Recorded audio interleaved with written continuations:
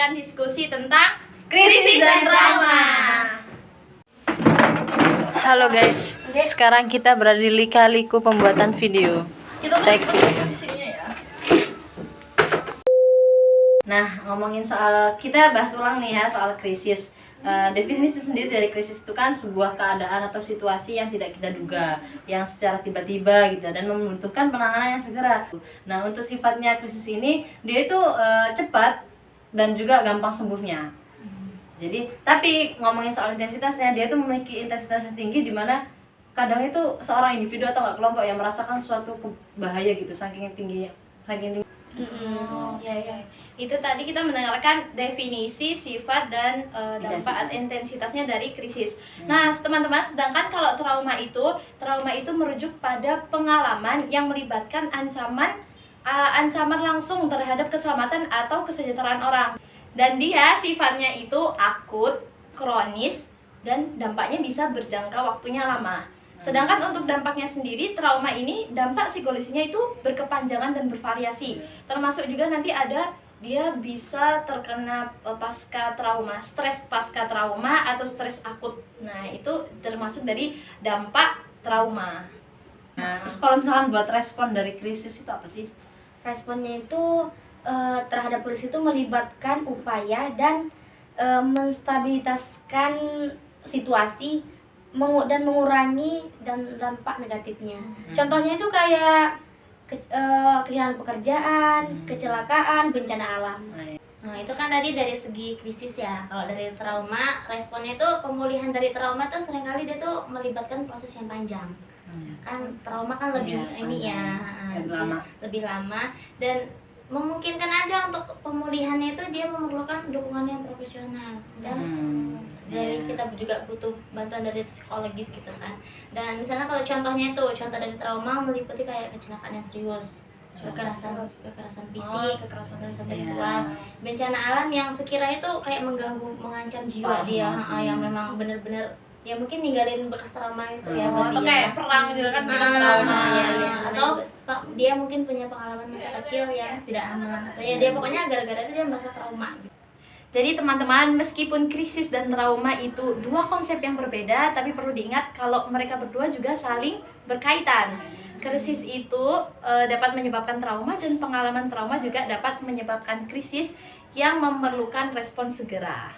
Nah, dari kedua kasus tersebut itu juga penting buat kita ya untuk memberikan dukungan dan intervensi yang tepat supaya tidak terjadi sesuatu hal yang tidak diinginkan ya, atau dampak yang atau situasi yang mengancam tersebut. Diskusi kan ini nomor ya. Lanjut nomor 2. aja gitu ya. Yang pertama, pengalaman masa lalu yang traumatis. Jadi mungkin individu yang pernah ngalamin trauma atau krisis di masa lalu itu memiliki resiko yang lebih tinggi untuk mengalami pengalaman yang serupa di masa depan. Karena sebelumnya dia udah pernah ngerasain trauma yang sangat tinggi. Jadinya faktor resikonya orang yang masa lalunya pernah pengalaman masa lalunya dia traumatis, kemungkinan di masa depan dia akan mengalami trauma yang sama. Bahkan lebih tinggi gitu ya, makanya bisa aja. Resikonya lebih tinggi untuk mengalami pengalaman yang sama. Iya. Kemudian yang kedua ada gangguan kesehatan mental. Mental ini seperti contohnya gangguan kecemasan, depresi, atau stres pasca trauma. Berarti orang-orang yang memiliki kecemasan atau depresi, mereka meningkatkan rentan seseorang itu terkena krisis dan trauma kalau seseorang itu memiliki kesehatan mental kayak kecemasan atau depresi tadi. Faktor resiko yang ketiga, teman-teman, ada kondisi kesehatan fisik yang serius. Berarti situasi-situasi kayak itu tadi, kehilangan orang tua atau kita berpisah sama suami, cerai gitu ya, kehilangan pekerjaan atau apa, itu berarti lebih berisiko untuk kita nanti bisa terkena krisis atau trauma. Kehilangan itu tadi, kehilangan atau perubahan kita yang signifikan. Yang kelima, keterpencilan sosial atau ekonomi. Terpencil sosial, kurang dukungan sosial ya, atau kemiskinan gitu kan kalau ekonomi kan. Selanjutnya, faktor resiko selanjutnya bisa paparan terhadap kekerasan atau lingkungan yang berbahaya, keterbatasan sumber daya pribadi atau sosial, atau bisa juga kondisi lingkungan yang tidak stabil.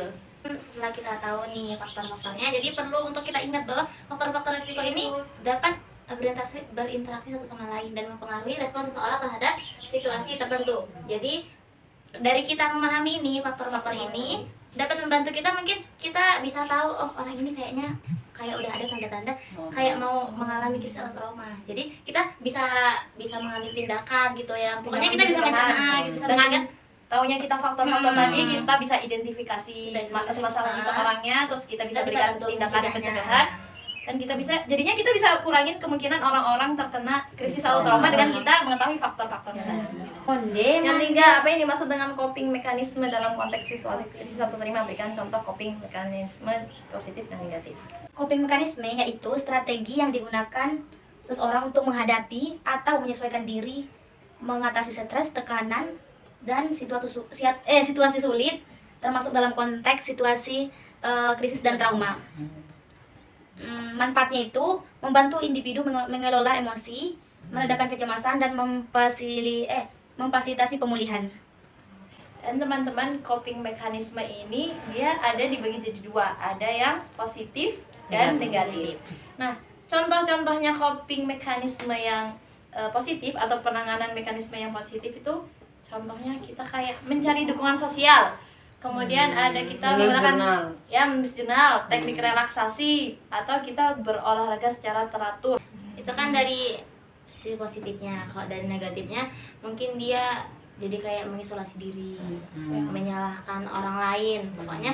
Terus tuh dia tuh menyembunyikan atau menekan emosi. Jadi dia tuh ya udah emosi dia tuh dia simpan sendiri. Itu kan negatif ya, soalnya apa yang dipendamkan nggak baik ya. Terus dia tuh menyerah pada perilaku merugikan. Jadi dia tuh kayak melakukan sesuatu yang ya merugikan diri dia. Kan ada kan sebagian orang yang dia tuh mungkin untuk dia tuh ngerasa tenang, dia tuh kayak beralih ke alkohol, atau itu kan alkohol merugikan dia kan, atau dia melukai dia sendiri. Jadi kan mungkin setelah itu memang mereka merasa tenang, tapi setelah itu bakal ada dampak lagi.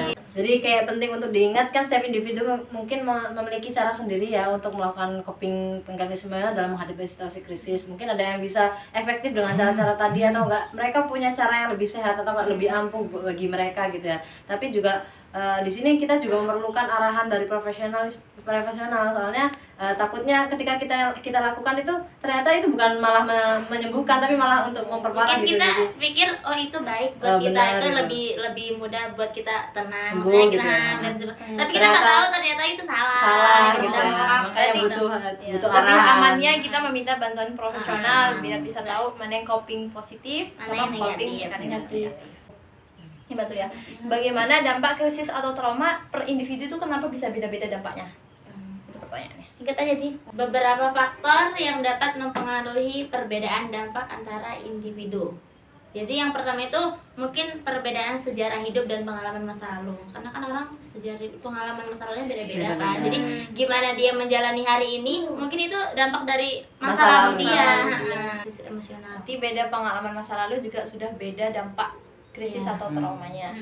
Kedua juga beda karena kesehatan mental atau dukungan sosial juga. Berarti kalau orang terkena krisis atau trauma dengan orang yang mendapat dukungan sosial dari keluarga, teman atau lingkungannya, dampaknya nanti akan beda sama orang yang nggak mendapatkan dukungan sosial itu tadi. Terus berarti kalau kenapa bisa berbeda, kalau kemampuan copingnya itu bisa negatif atau yang satu orang yang lagi positif itu kan sudah dampaknya juga beda. Kemampuan copingnya. Terus ada juga faktor lingkungannya ada yang mendukung, ada yang nggak mendukung. Terus ada juga dari faktor biologis. Apa itu PTSD atau Post Traumatic Stress Disorder? Jadi PTSD itu adalah gangguan mental yang terjadi sebagai respon terhadap pengalaman traumatis yang mengancam jiwa atau yang mengganggu. Seperti contohnya karena kekerasan fisik atau seksual, karena perang, bencana alam atau kecelakaan serius. Nah, terus gejala-gejala PTSD ini setiap individu itu gejalanya berbeda. Cuman ada dikelompokkan dalam 4 kategori utama. Yang pertama itu mengalami kembali. Flashback pengalaman berulang atau mendadak dari kejadian traumatis. Mungkin dia mendadak kayak pengalaman itu teringat kembali gitu. Kayak seperti mimpi buruk atau pengalaman hidup yang kembali yang kuat. Kenangan yang mengganggu. Itu kayak kesulitan menghilangkan pikiran atau gambaran yang terkait dengan trauma. Jadi dia selalu kebayang-kebayang sama trauma dia tuh. Jadi kan kayak gitu dia. Misalkan dia kayak trauma sama sendok gitu, tiap kali dia ngeliat sendok kayak jadi dia kebayang terus jadi kayak traumanya. selalu kayak ingat kenapa dia bisa ngalamin trauma itu gitu. Terus dari reaksi fisik yang kuat itu terhadap stimulus yang mengingatkan akan trauma. Ya kayak gitu tadi, kayak keringat dingin. Jadi ini dari lebih ke respon tubuhnya itu. Kalau pas lagi dia ingat kenapa dia pokoknya kejadian trauma, jadi itu respon tubuhnya kayak dia keringat dingin atau Kayak jantungnya pusing. berdebar atau dia gemeteran gitu. Yang kedua, menghindar. Dia menghindar dari pikiran, perasaan, dan tempat terkait trauma. Menghindar emosional, upaya untuk menghindari perasaan atau emosi dan tempat terkait dengan trauma. Kedua ini serba menghindar ya. Jadi dia nggak mau Kena masalah. dia nggak mau ke Mengingat sesuatu tempat yang trauma. mungkin yang dia itu bakalan memicu Memicu. dia untuk nginget trauma dia. Mending menjauh, menghindari gitu. Terus yang ketiga adalah negative alteration in cognitive and mood. Perubahan negatif dalam kognisi dan mood. Di sini ada perasaan emosi yang menurun, kayak mati rasa, kosong atau kehilangan minat. Pokoknya dia tiba-tiba kayak dia nggak punya semangat hidup gitu lah. Terus habis itu persepsi yang negatif, memiliki pandangan yang negatif. Jadi semua itu dipandang negatif. Bahkan dia memandang dirinya sendiri juga negatif gitu. Habis itu ada juga kesulitan konsentrasi. Jadi kayak susah gitu untuk memusatkan perhatian, itu susah gitu, atau mengingat informasi itu susah. Juga ada perasaan bersalah atau berdosa gitu. Jadi kayak dia menyalahkan dirinya, kayak seakan-akan dia itu yang paling Dia yang paling bersalah, salah. paling berdosa, paling tersakiti, paling terdolimi. PTSD itu. Kemudian terakhir ada masuk kategori yang keempat ya, ada peningkatan kegiatan atau reaktivitas. Itu peningkatan kegiatan kayak tetap waspada atau kita waspadanya tinggi, keadaan psikisnya kita was-wasnya terus menerus, atau mudah marah, jadi mudah marah, mudah tertekan gitu, ledakan emosinya nggak terduga. Juga bisa kesulitan tidur, jadi karena mimpi buruk atau perasaan yang gelisah gitu, jadinya nggak bisa. mengakibatkan ke gejala-gejala itu tadi, kurang tidur, mudah marah, dan tetap waspada. Jadi kayak sebenarnya kayak tertekan banget ya, jadi mereka sebenarnya kan mereka kan nggak pengen sih, siapa sih orang yang mau trauma, siapa sih yang pengen krisis, tapi kayak seakan-akan dia itu tiba-tiba kayak datang akhirnya menyiksa kita, mengganggu aktivitas kita. Itu tadi. Dan untuk caranya kita tahu itu termasuk gejala PTSD itu atau bukan. Jadi kayak gejalanya itu harus berlangsung selama setidaknya 1 bulan. Mungkin jadi kita kayak ngerasain gitu terus selama sebulan kita Dari ngerasain kayak mungkin gitu. dari salah satu 4 kategori itu ya, tapi 1 bulan baru kita ini berarti kena PTSD. stress disorder itu tadi. Dan ini kan kalau udah kena PTSD ini kan mengganggu sosial kita ya, kayak mengganggu pekerjaan, hubungan personal. Dan kalau udah kena gini kita membutuhkan bantuan profesional atau pengobatan serta dukungan yang tepat. Nanti kayak gini. Lanjut ke soal 6. Sepertinya kau memang dari planet yang lain. Aku paling kena. Nah, menurut kalian perannya dukungan sosial itu penting atau nggak penting? Penting. Penting Penting sangat. Ya, sangat penting. Sangat Jadi penting. dukungan sosial itu berperan sangat penting untuk individu yang sedang mengalami krisis atau trauma. Dan di sini ada beberapa peran utamanya. Yang pertama, emosional. Emosi. Ini kita kan emosional, jadi kita bisa berikan dukungan kayak pengertian, simpati dari orang-orang terdekat. Terus ada juga dukungan praktis. Wih, praktis berarti kan? Bisa membantu kayak finansial, perawatan fisik, atau bahkan kalau ada orang yang kena krisis trauma, kita berikan bantuan kayak ngurus tugas-tugas sehari-hari, karena orang yang kena krisis trauma kan terganggu ya. Jadi kita bisa mendukung dari finansialnya atau perawatan fisiknya, juga bisa membantu mengurus kehidupan sehari-harinya. Terus yang ketiga ada informasional. Berarti ya bantuan profesional. Kita memberikan informasi tentang bantuan profesional. Ada juga penerimaan sosial. Ini kita membantu supaya dia ngerasa dia diterima di lingkungan itu. Ya. Kalau dia itu bisa kita memberikan bantuan biar dia lebih nyaman dan terbuka mencari bantuan dan dukungan orang lain. Karena kalau kena krisis atau trauma kan stigma sosialnya orang-orang kan buruk gitu ya. Yang terakhir ada pemberdayaan. Ini melalui dukungan sosial ini kita bisa mendukung orang-orang yang terkena krisis atau trauma biar mereka bisa lebih percaya diri dan mampu mengatasi tantangan yang dihadapinya. Jadi dukungan sosial tadi itu tidak hanya memberikan bantuan praktis emosional bagi individu yang kena trauma atau krisis, tapi juga membangun lagi rasa percaya dirinya, kesejahteraannya gitu. Berarti perannya dukungan sosial terhadap individu yang mengalami krisis dan trauma itu Sangat penting. Bagaimana pentingnya self care untuk menghadapi situasi krisis dan trauma. Jadi kita di sini itu membicarakan tentang pentingnya self care ya untuk penanganan bagi orang-orang yang memiliki situasi krisis dan trauma itu.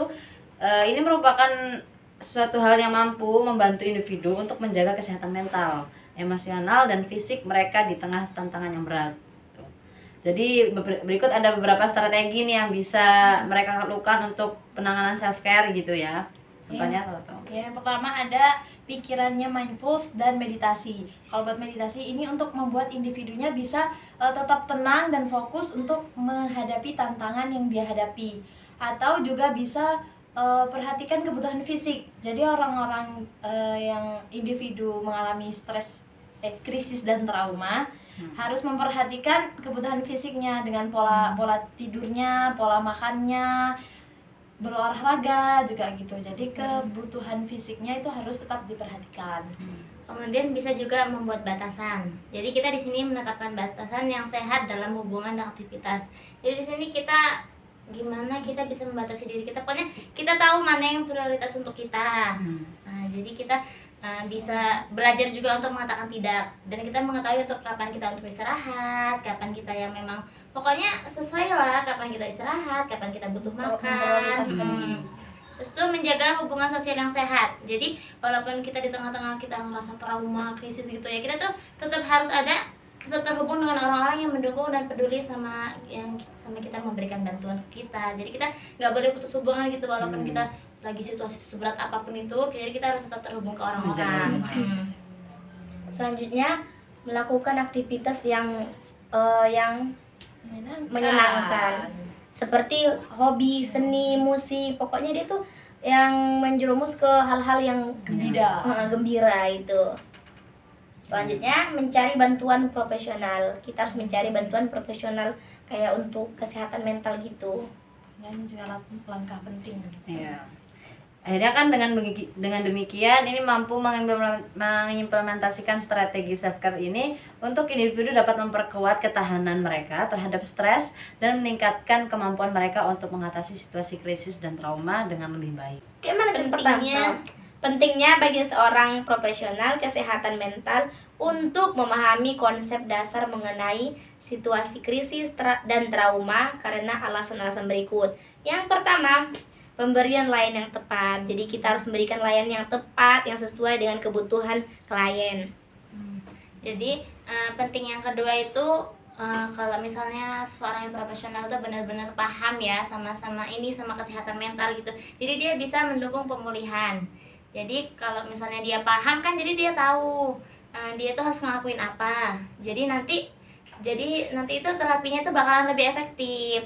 Mereka dapat membantu klien untuk mengatasi dampak psikologis, emosional, dan fisik dan pengalaman krisis atau trauma, serta membantu mereka dalam membangun kembali rasa kesejahteraan. Jadi terapi itu bakalan lebih efektif. Terus tuh pencegahan berulang. Jadi karena ya mungkin udah tepat ya, jadinya udah tepat, jadi nggak yang harus gitu lagi gitu.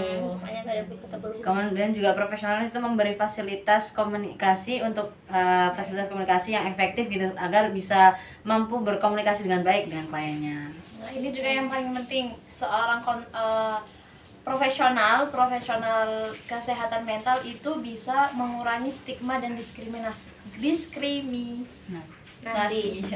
Jadi profesional bisa bekerja untuk mengurangi stigma masyarakat tentang krisis atau memberikan pemahaman kepada masyarakat tentang krisis dan trauma.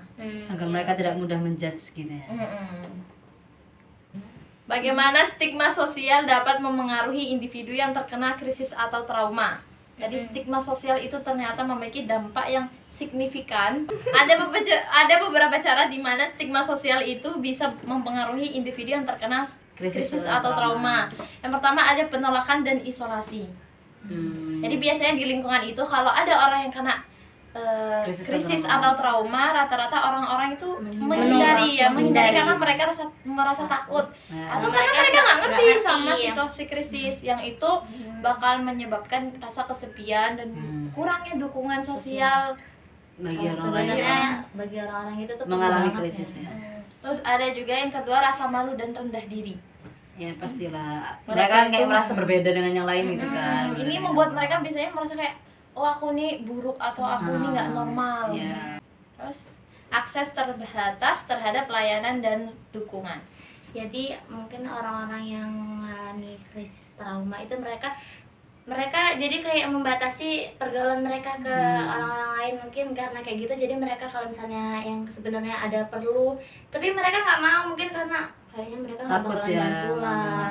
Jadi ada kekurangan informasi gitu ya. Juga mereka bisa terkena pelecehan dan diskriminasi. Individu yang terkena krisis atau trauma seringkali menjadi sasaran pelecehan atau diskriminasi karena stigma yang terkait dengan kondisi mereka. Ya, jadi dibully gitu kan. Soalnya karena ya perbedaan itu. Ya, benar. Terus yang terakhir ada penurunan kualitas hidup. Karena stigma, akibat stigma sosial itu individu yang mengalami krisis atau trauma mungkin mengalami penurunan kualitas hidup yang secara keseluruhan, mungkin kayak penurunan pekerjaan, kayak mungkin pekerjaannya terancam Iya. karena dia mengalami krisis atau Krisis trauma trauma. itu. Terus ya pokoknya Karena dia krisis traumanya mengganggu kehidupan sehari-hari, akhirnya menyebabkan penurunan pada kualitas hidupnya. Bekerja. Ya. Nah, sebenarnya ada nggak sih cara untuk mengurangi stigma sosial di masyarakat gitu kan ya? Apa yang dapat dilakukan untuk mengurangi stigma tersebut?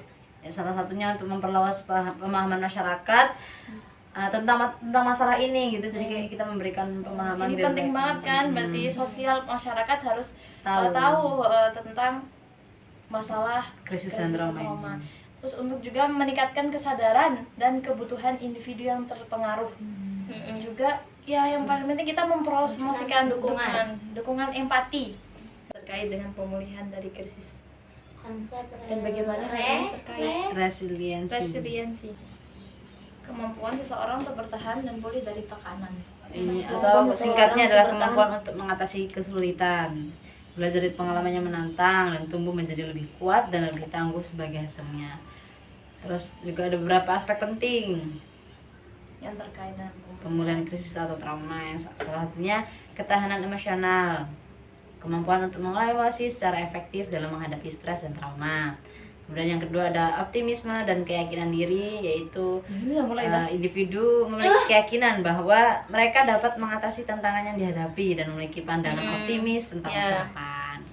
Selanjutnya, Yang ketiga, jaringan dukungan sosial, yaitu individu yang memiliki hubungan yang kuat dengan keluarga, teman, atau komunitas cenderung lebih mampu pulih dari krisis dan trauma. oh iya Sehingga mereka Kemudian kemampuan adaptasi. Jadi resiliensi ini melibatkan kemampuan untuk beradaptasi dengan perubahan dan belajar dari pengalaman yang menantang. Jadi dia kayak ya udah belajar dari pengalaman yang lalu itu.